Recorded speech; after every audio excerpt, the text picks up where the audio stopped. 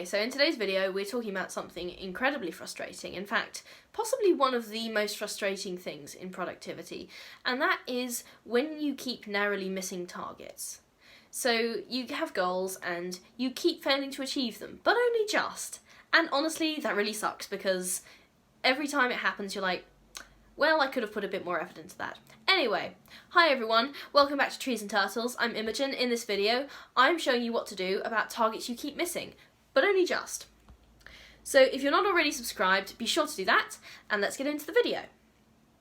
One of the most frustrating feelings is when you keep missing targets by an inch.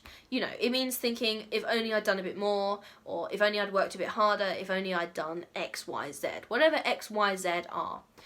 And other infuriating things. So here's how to deal with it. The first thing you need to do is you need to evaluate why. So why did you miss the target? Was it actually that you didn't work hard enough? So what could you have done differently? Or was the failure genuinely out of your hands?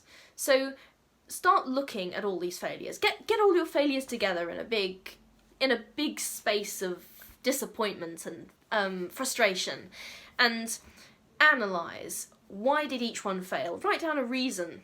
2 reasons, anyway, anything. Write down why each one failed and see if they have anything in common. So sit down and figure out whether you could have done anything better or was it actually out of your hands. Do that for each failure, or however many of them you want to do. So see if there are any common threads in that. Rework the plan is my second tip. So are you still pursuing this goal? So you've failed a goal, but only just. Like, you were like 2 marks away from passing, or you were so close to achieving the workout goal but you ran out of time, or anything like that. How can you adjust your steps or timelines to work around the setback? Like, are you going to have another go, or are you going to change the timeline so you have longer to work on it? So how are you going to work around this setback? Because failures can just be setbacks if we make them setbacks rather than full-on failures. So like I said before, this third tip is going to relate back to second tip a little bit. Look for wider patterns. If you keep narrowly missing goals, there's one pattern, you keep narrowly missing them. There could be another pattern. So are you under or overestimating the time each goal takes? If you're underestimating the time each goal takes, maybe you're just not giving yourself enough time and that's why you keep missing the goals.